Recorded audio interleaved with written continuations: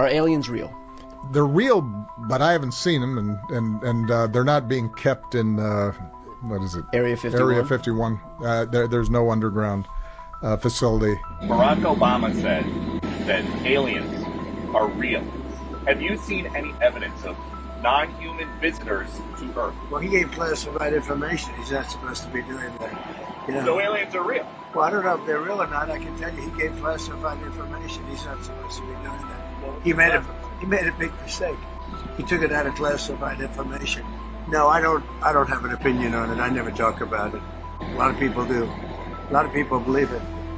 But Trump's not one to leave it there, and now we're here, saying, based on the tremendous interest shown, I'll be directing the Secretary of War and other relevant departments and agencies to begin the process of identifying and releasing government files related to alien and extraterrestrial life. Do you believe, just for the record, that the federal government, any part of the federal government, is knowingly concealing evidence about UAPs from the public? Yes, sir. 100%. Yes. For the record again, just briefly, what do you believe UAPs could be or are? Strong evidence that they are non-human, higher intelligence. I echo my colleague's comment, sir. Was anything described as that we have possession of bodies? Yes. We have is it multiple types of creatures, or? Sir, I couldn't answer that. It was discussed quite a bit when I was at the Pentagon. The problem is the supposed collection of these biological samples occurred before my time, in fact, before I was even born. Has there been any, to your knowledge, any communication with a non-human life form?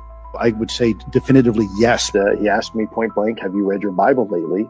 And I wasn't quite sure where he was going with that. And I said, well, sir, I think I know what it says. Where are you going with this? And he said, well, then you would know that these things are demonic, and we should not be pursuing them. This is a Department of Defense official saying, stop looking at UFOs because they're demonic? Correct. Strong evidence that they are non-human, higher intelligence. I echo my colleague's comment, sir. That these things are demonic.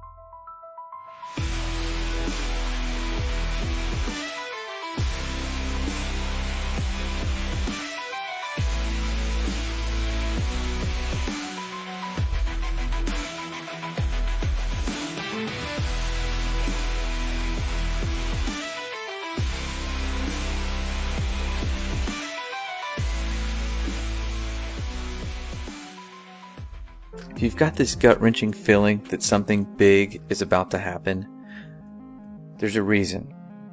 And it has everything to do with what is now being disclosed to the general public. Bombshell UFO report is expected in June from the U.S. government. Meantime, UFO sightings in New York have nearly doubled since the pandemic began, and we are getting new video from the Navy showing pyramid-shaped objects flying in the sky. We were warned by the late Wernher von Braun in the years leading up to his death in 1977 that there were going to be a certain number of cards played on humanity, all leading to a culminating event.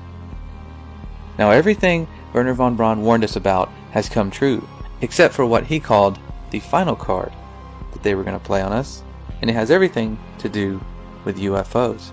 The strategy that Wernher von Braun taught me was that first the Russians are going to be considered to be the enemy. In fact, when I met him in '74, they were the enemy. Then terrorists would be identified, and that was soon to follow. We heard a lot about terrorism. Then we were going to identify third world country crazies. We now call them nations of concern.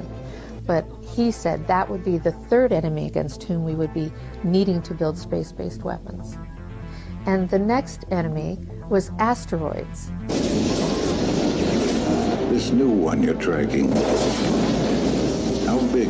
It's what we call a global killer. Nothing would survive, not even bacteria. An asteroid some scientists call a city killer came closer to Earth than the moon this week. The scary thing is that scientists had no idea it was coming. Now at this point, he kind of chuckled the first time he said it.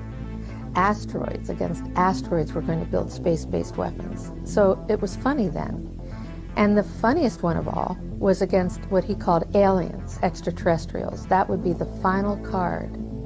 And over and over and over, during the 4 years that I knew him and was giving his speeches for him, he would bring up that last card. And remember, Carol, The last card is the alien card. We're going to have to build space-based weapons against aliens, and all of it, he said, is a lie. The way he said it to me, there was no doubt in my mind that he knew something that he was too afraid to talk about.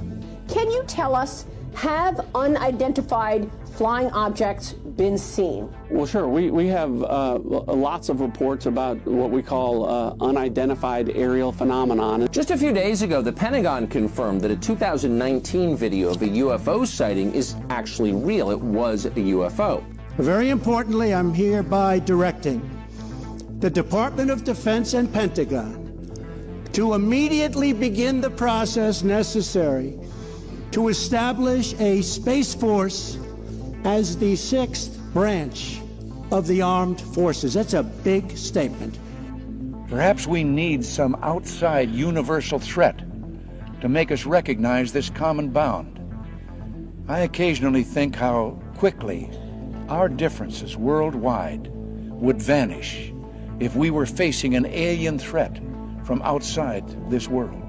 They've done a great job systematically programming each one of us into believing that this alien threat is very real and very near. But what they don't want us to realize is what ancient accounts actually say about these beings. Now, the idea that ancient aliens encountered mankind is very popular today. We've all seen these accounts of aliens bringing us great technologies and sharing all these secrets with us. But what they want you to forget is the actual origin of these ancient alien stories. They were never considered to be from outer space. They were considered to be fallen angels. Could we reinterpret the story of fallen angels as beings not from heaven, but from Mars? Accounts dating back thousands of years depict an angelic race of people coming down and sharing their technologies and their ideas with mankind, even producing offspring. But they want us to forget that and replace it with this idea of ancient aliens from space.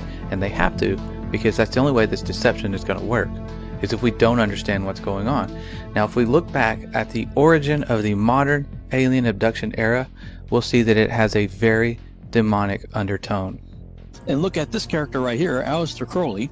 He's out there in January through March of 1918 doing a series of magical experiments called the Emelantra workings, in which he is said to have opened a portal to another dimension, allowing an entity, I believe a demon, named Lamb, to enter through it. Now, this is the drawing that he made in 1918 of this character that he apparently had some interaction with.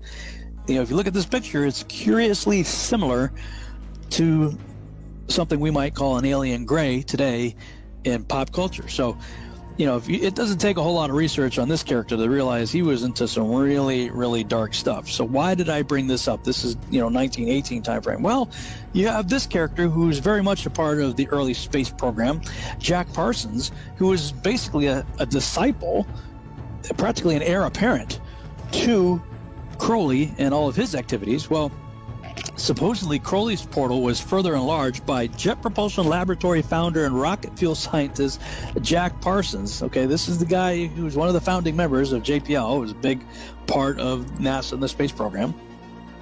And he's out there with Scientology and Dianetics founder L. Ron Hubbard in March of 1946 at a location that later became known as Area 51. They're doing all kinds of ceremonial sex magic. And they called it the Babylon working. And it's very similar to the Emelantra working, based on ceremonial sex magic. But unlike Crowley, however, they were not as adept at opening and closing portals, and theirs apparently stayed open, and the modern UFO era began 1 year later, in 1947, the same year Crowley died. So, this is all going on about the same time you've got Admiral Byrd going down there for Operation High Jump. And a decade later, we got the founding of NASA, and these are the characters, okay? Freemasons, Nazis, and occultists creating the space program. Before we can actually fully appreciate just how big this deception is going to be, we have to uncover the underlying deception, the one that puts this whole thing to rest. We all grew up believing the story that we were told, that Earth is just a speck of dust in an infinite universe, that there are other Earth-like galaxies out there and planets far, far away, and aliens could come visit us one day. But think back to the origin of that reality. It was told to us by people that we know and trust. Our teachers, our parents, everything we saw on television supported this narrative. But what if we were actually at the center of the universe in a very unique place? And that brings us back to what every ancient cosmology understood about the skies that they were seeing above. They were not told what to believe. They were going out and they were mapping out the skies. And every one of them came to the conclusion that these stars that were rotating above our heads were making their own orbits in a fixed way. They believed that the heavens above were unchanging. Now they also believed the earth wasn't spinning or moving. They believed it to be perfectly still. And if we go back to the Genesis accounts, we start to see that they had this idea that there was a vast solid covering known as the firmament. It was the second day of creation. That's when it was made. The entire second day was spent making this solid covering, and that's where the stars were said to be placed. And other ancient cosmologies outside the Bible had the same understanding that the stars were fixed and they would all continue to make the same predictable paths for thousands and thousands of years. Many of their ancient structures were built specifically to line up with constellations. And thousands of years later, here we are seeing these same structures line up with the constellations they lined up with when they were built. They were using the sky as this great timepiece above to keep track of the days, the weeks, the months, the years. And that's how they understood things to work. That the earth was relatively flat, stationary, with a fixed solid covering. Okay, now we were all taught in school that Christopher Columbus sailed in this big circle, and that proved once and for all that we live on a globe. But ancient maps, even after Columbus sailed his big circle, still showed that the earth was flat and stationary, with Antarctica being the edge. And what we all considered as settled science, that hundreds of years we've just known that the earth was a ball in infinite space, it was a highly debated issue until very recent history. And they were actually teaching the earth was flat in schools as recently as the 1920s. We were just talking and I asked you what shape the earth is, and what did you say? What were you taught in school in elementary school? I was taught in school that the earth was flat. And the first person to ever venture far enough up to see what the earth looked like was a guy named Auguste Piccard. Most of us have never heard of this person because when he made it to the stratosphere, he said he saw what appeared to be a flat disk with an upturned edge. Now, after Auguste Piccard ventured to the stratosphere, we have the U.S. Air Force showing us the stars from space for the very first time. And when you look at what they showed us, what they actually saw, you begin to understand why the moon landings never had stars in the background, why they're not showing us stars from space anymore, because it's very difficult to pull this off. The sky is deep black. As you can see the stars. Oh, yeah. You know, and pretty much all the time you can see the stars. The sky, of course, was black. The heavens are 10 times as bright, stars 10 times as numerous. And we could not see stars. The thing about Carl Sagan, billions of stars, there really are billions and billions of stars, and you can see them. It's an unfathomable blackness, like texture you feel like you could stick your hand into. And that's when things start to get weird, because people have gone back and looked at declassified documents that for some reason keep mentioning a flat, non-rotating Earth. Over and over again, it's in their flight plans, it's in all their working models. This flat, stationary Earth repetitively keeps showing up. If it doesn't exist, there'd be absolutely no reason to base all of your science on it. Something else shows up. In the 50s, in Russia, they had documents describing the firmament. Deals. It's a long fly ball going back, and the ball shatters the sky, bringing the ocean itself down into the stadium. Oh, Simpson just broke this dream's reality wide open. And we take for granted our entire view of the universe hinges upon the Apollo moon missions. It was actually the first time we ever saw our planet as a whole, and somebody confirmed to us what we're being taught is actually real. We found a very unique reel of footage. And you want me to see this while you have me on camera? Well, and to tell us what it is. An old reel received by mistake. It contains the raw or unedited footage of the crew of Apollo 11, Michael Collins, Edwin Aldrin Jr., and Neil Armstrong, staging part of their mission for nearly an hour. I think when you see the footage, you'll see that it's very extraordinary, one of a kind, behind the scenes type of footage. Yeah. Well, if it is, why do you have access to something that no one else has seen before? Serendipity, I guess. Though the federal government would have you believe that this is a view of Earth from a distance out of the spacecraft's window as it nears the moon, it is not. What they have ingeniously done is placed the camera at the back of the spacecraft and centered the lens on a circular window in the foreground. Turn the camera on, please. As they perfected the shot, a crescent-shaped piece of black material was inset slightly into the window to create the illusion of the Earth's terminator line dividing night and day. It is uncannily convincing.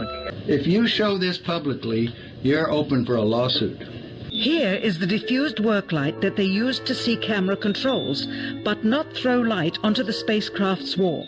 Finally, the iris is opened up, and you can see the real location of the camera and the very bright and near Earth out the window.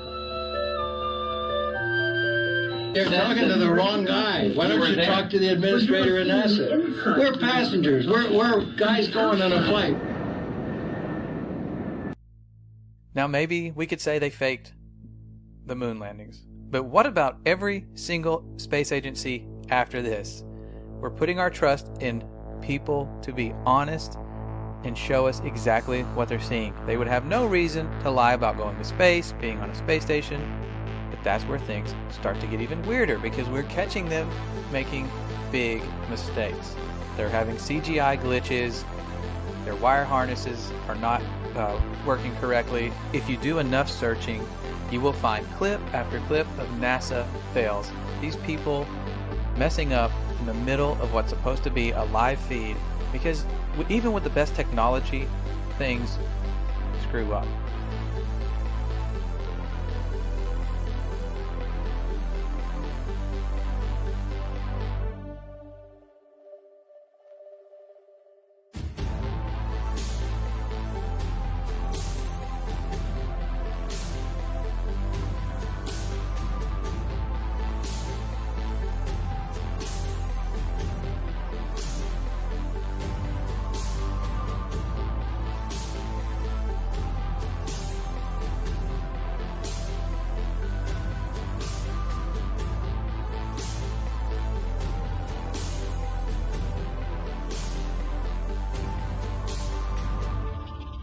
So many times during spacewalks outside the International Space Station, we can see air bubbles rising up. Can you touch on how there are air bubbles in space?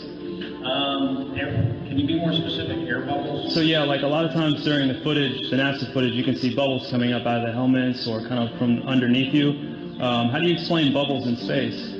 Yeah, I'm not sure exactly what you're talking about. Now sometimes you get water in the helmet, and it's either from sweat or from the cooling garments. And in some of my spacewalks, I had like water in the helmet, not like I was going to drown in the helmet, but just little bits of water. Probably came from sweat. Often on the outside of the space station, you'll liberate little pieces of,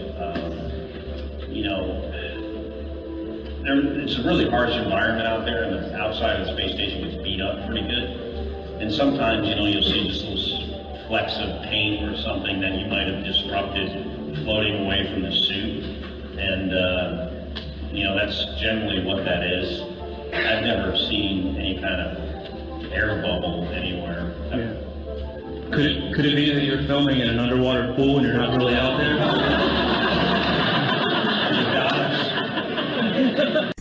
Now, you and I could put this whole thing to rest ourselves by going to space. Civilians could go to space. They've been promising us this for years. We can just take a rocket and go to space, right? They are working on it as we speak. In a year's time. In the last few months. Early next year, very few months. Sometime next year. By the end of the year, we should be taking members of the public into space. By the mid-2030s. By 2020. Early in the next decade. Before 2023. And by 2025. Most certainly in our lifetime. That's 2024. We should have a permanently occupied human base on the moon and send people to Mars. It's going to grow old if we don't start flying next year. We'll return Americans to the moon for the first time since 1972, if you can believe that. With our hopes of ever going to space continually burning to the ground, we're left with no other option but to take the pictures of Earth that NASA gives us. I don't want to fool you here. Last month, for the first time since 1972, NASA released a blue marble, a single snapshot of the Earth taken from outer space. NASA's Rob Simon made this, and it had wide appeal too. For example, it ended up as the default background on the iPhone. I didn't even know until I bought an iPhone and turned it on and kind of did a little happy dance. Simon's job is... It's primarily taking data and making pictures out of it. That's what this is, a composite of data sets from several different instruments translated into a picture. A single snapshot of the Earth taken from outer space. To us, the really cool thing was the data set. Up until that point, there was no realistic color map of the globe anywhere. There's artistry to creating the world. What I imagine it to be. Unfortunately, I'm not an astronaut. I've never been to space. But I've looked at these images over and over again, trying to sort of get the essence of it. It is photoshopped, but it has to be. The only time we ever see curvature from any high-altitude balloons or anything that was sent up, it's created using a fisheye wide-angle lens effect. We saw this during the Red Bull jump. Anytime they send up something on television, you're going to see this curved horizon, but it's the result of this wide-angle lens.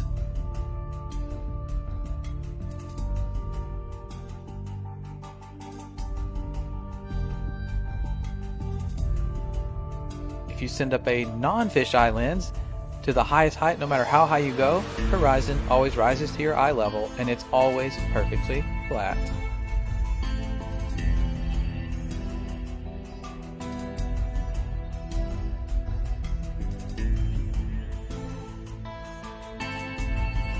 We could also go to satellite footage. After all, aren't there thousands of satellites orbiting the Earth right now? One would think. And yes, there are in fact satellites being sent up year after year. There have been for decades. The only problem is these satellites are launched on balloons, and they have been falling down all over the world. For a Michigan couple when a satellite crash landed in their backyard, and their reaction? Priceless. Never know what's going to happen. This baby fell out of the sky and landed in our yard. Hey, Houston, we've had a problem here. Forget it, Bart. It's so bright out you can't see anything in the sky except the Fox satellite. Now this brings us to our second method of proof. If we can't go to space, we could simply sail anywhere towards Antarctica, towards the southern hemisphere, and eventually we're going to hit the edge of the known universe, the firmament, or whatever's out there. Could there be more land? We don't know. But we could go prove for ourselves by circumnavigating north to south. The only problem is no one's allowed to do this. The Antarctic Treaty prevents it. You can take a guided tour. They'll take you to a fake South Pole and tell you, okay, this is where it is. But independent exploration is prohibited. It's guarded heavily by the military. You can't just go to Antarctica and check it out for yourself. Antarctica has effectively been off limits since December of 1959, and this was signed into law and agreed upon by over 50 countries. That should raise a little bit of concern. Why would an icy continent be off limits? Well, that's something we may never find out. Admiral Richard Byrd, one of the first people to really explore Antarctica, came back making bizarre claims of resources and in a time when Antarctica would be highly sought after by other nations. He also talked about unexplored land beyond the South Pole. Admiral Byrd, you've been to both the North Pole and the South Pole. Is there any unexplored land left on this Earth that might appeal to adventurous young Americans? Yes, there is. And not up around the North Pole, because it's getting crowded up there now, because they find out it's really usable, not only to live in, but militarily. But strangely enough, there's left in the world today an area as big as the United States that's never been seen by a human being. And that's beyond the pole, on the other side of the South Pole, from Middle America. And I think it's quite astonishing that there should be an area as big as that unexplored. That's a tremendous So there's a lot of adventure left down at the bottom of the world. Admiral, do you hope to see that? I do. Okay, so we can't personally go high enough to see this planet or sail far enough away to see if there is an end to this Earth or some land beyond Antarctica, but we do have a chance to watch rockets launch. They go up all the time. You can watch these rocket launches that seem to be happening more and more, but you have to wonder why they're taking this curved path and they're not going straight up. Now the official answer is they're taking some curve with gravity, and there always will be some cover story for why they can't go straight up. But the big question is, why are we now stuck in low Earth orbit? We seem to get past it multiple times during the Apollo missions. The moon is well beyond low Earth orbit, but now we're stuck, and NASA will tell you for themselves. Right now, we only can fly in Earth orbit. That's the farthest that we can go. As we get further away from Earth, we'll pass through the Van Allen belts, an area of dangerous radiation. We must solve these challenges before we send people through this region of space. Any ill effects from the Van Allen radiation belts? No. Now, I'm not sure we went far enough out to encounter the Van Allen radiation belt. Maybe we did. The belts are 1,000 miles to 25,000 miles above the Earth. Then we went right out through them. No effects on your cells? We didn't even know it. I don't think anybody, well, maybe somebody said you went through the radiation belt, but we didn't feel it inside. I'd go to the moon in a nanosecond. The problem is we don't have the technology to do that anymore. We used to, but we destroyed that technology, and it's a painful process to build it back again. This next generation spacecraft will enable America to explore beyond low Earth orbit. One thing I really want your generation to embrace is that the Earth is a closed system. We cannot leave the Earth. So what about the proofs we were actually given for this Earth being a globe, other than pictures and NASA? One of those, the first that I recall, is boats going over the curvature. As ships sail away, they don't disappear all at once. No, first, the bottom will disappear. See, the bottom of the ship is gone. Now we can see midway up, and then the whole thing disappears. Now, ships came back. They didn't fall off a table. So people realized that the world is curved. I mean, it's a big curve, but it's curved. So, the process of testing claims, the world is flat, the world is round, is what we call science.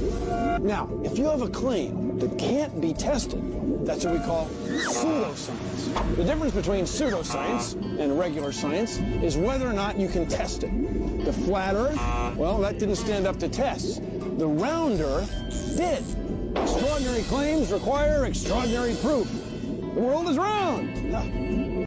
Now this seems legit. Boats do appear to disappear bottom up and go over a curvature at a pretty relatively short distance, which would make sense if the Earth is indeed a ball. The only problem with this theory is when you take a high zoom camera, a telescope, or something with high zoom capabilities, you can bring back a boat that has appeared to vanish.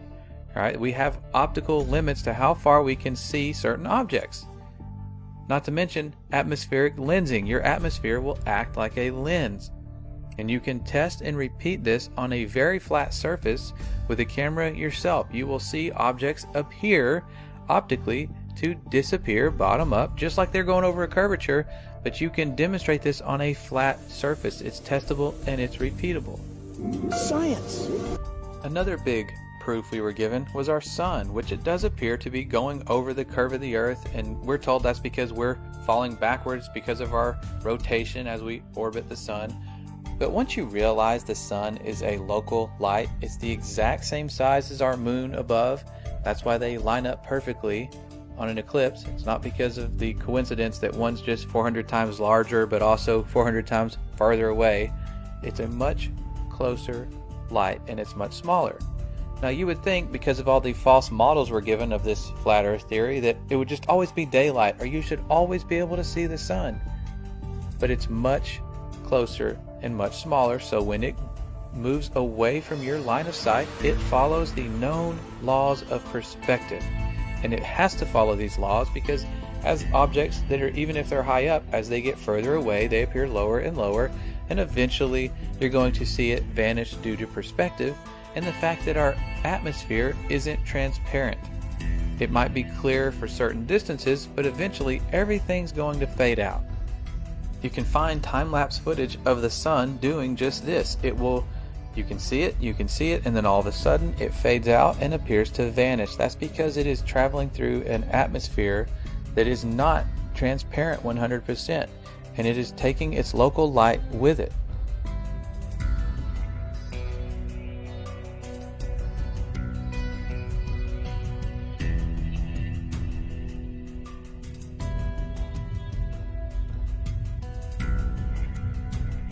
Perhaps the greatest trick of all was convincing us that we are simply another planet. We all learned the planets in school, we had songs, we built solar system models, and when we looked up and saw these lights in the sky, we assumed that we were simply a light in someone else's sky. It was a really good trick because that is the one that most people go to.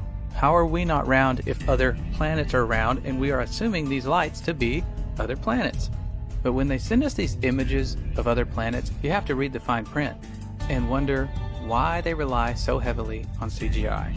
Over the years, NASA has given us spectacular photos and renderings that reveal a colorful and mysterious universe. In a small, bright office, working side by side, Robert Hurt and Tim Pyle bring the universe to life. What we're doing does have real science underlying it. Tim, once a Hollywood animator, is now a planet illustrator. Together, they produce some of NASA's most popular images. And this is sort of how it comes to me. And then many of those images have a dark, grainy start, but color and light reveal an astonishing glimpse of how the deepest regions of space might appear to the human eye. It's a delicate blend of imagination and data. The artists meet with NASA scientists over many drafts to ensure a planet or galaxy look lines up with the research to make each one as accurate as possible.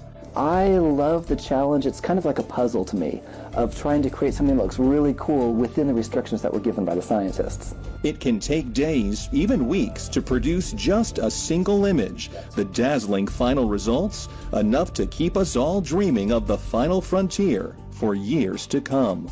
And while NASA struggles to get consistent photos or videos of our planet, they have no problem sending us HD images from Mars. We're expected to just believe these are legitimate.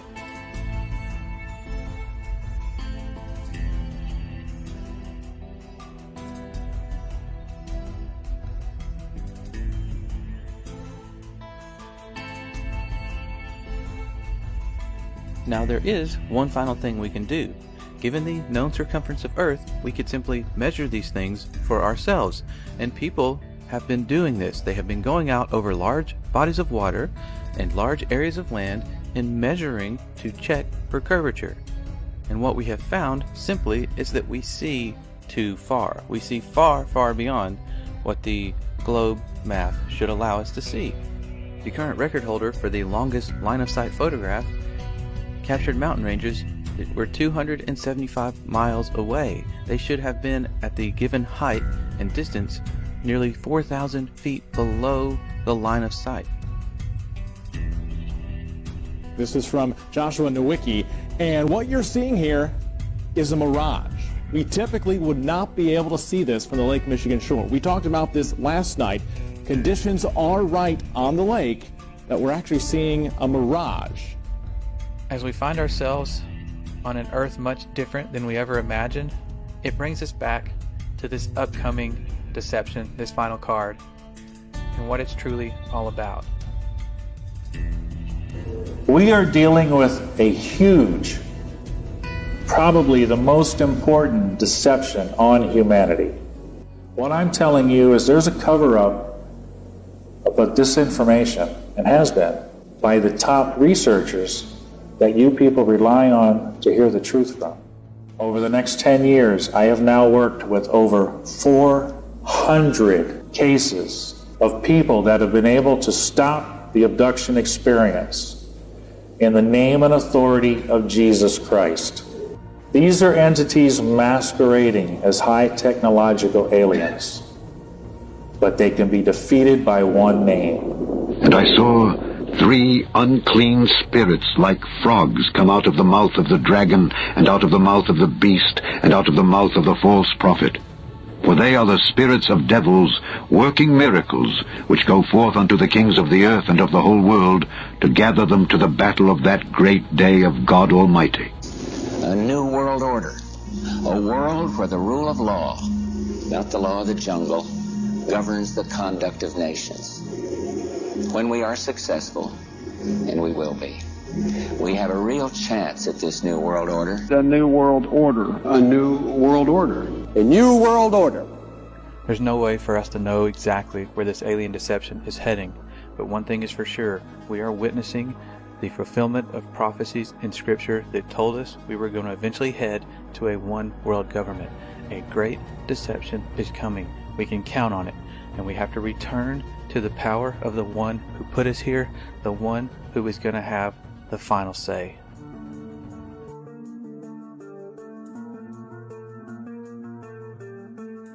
I'm amazed. I'm so happy to know it's true. It's true, and God created this world. Yes. And He's right here in the clouds above, close, not in an infinite universe. So good, right? And I can't get over it. Made me cry. Made me cry too. Yeah. Thank you.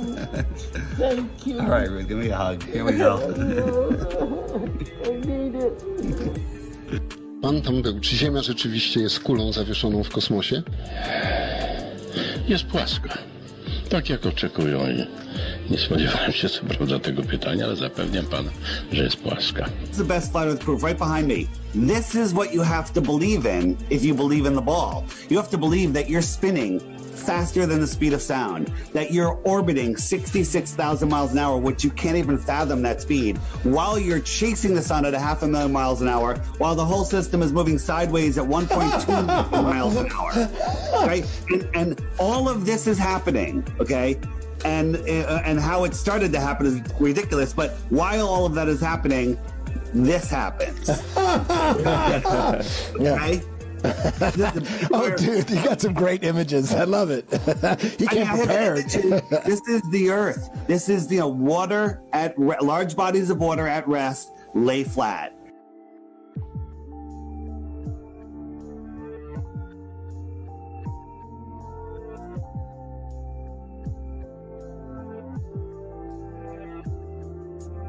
So then all of a sudden the United States and Russia engaged in these high-altitude nuclear tests, and the United States calls theirs Operation Dominic, within which we have Operation Fishball. Look up the name Dominic from the late Latin name Dominicus, meaning of the Lord. Fishball was part of Operation Dominic. It looks like they are sending high-altitude nuclear bombs to test the fishbowl of the Lord, i.e. the firmament.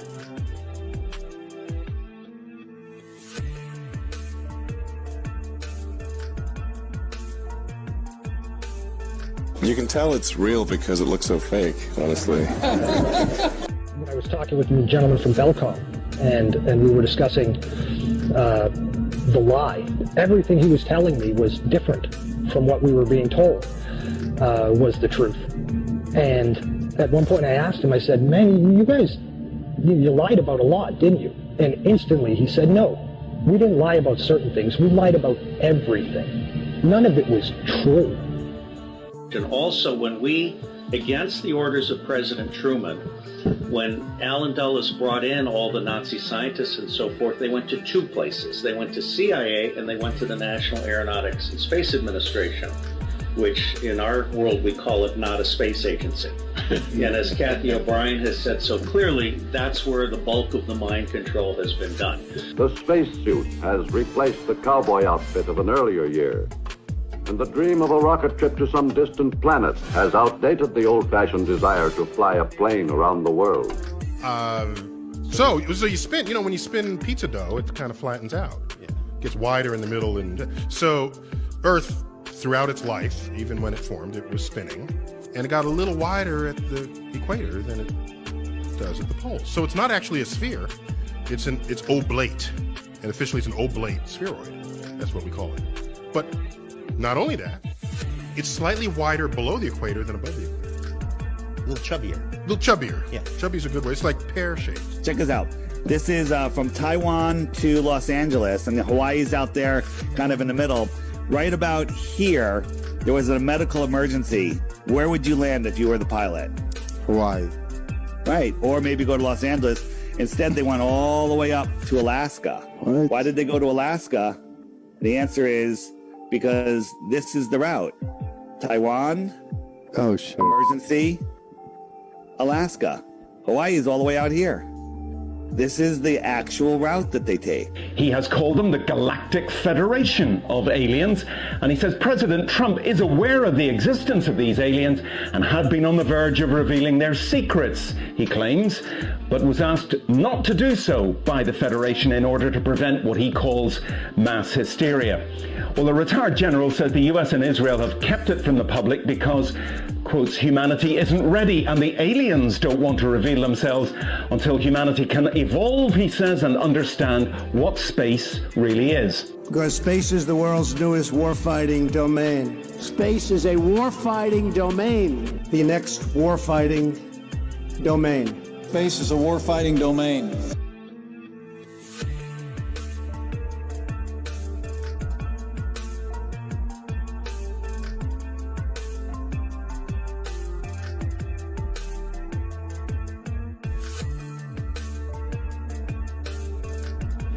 Finally, my brethren, be strong in the Lord and in the power of his might. Put on the whole armor of God, that ye may be able to stand against the wiles of the devil. For we wrestle not against flesh and blood, but against principalities, against powers, against the rulers of the darkness of this world, against spiritual wickedness in high places.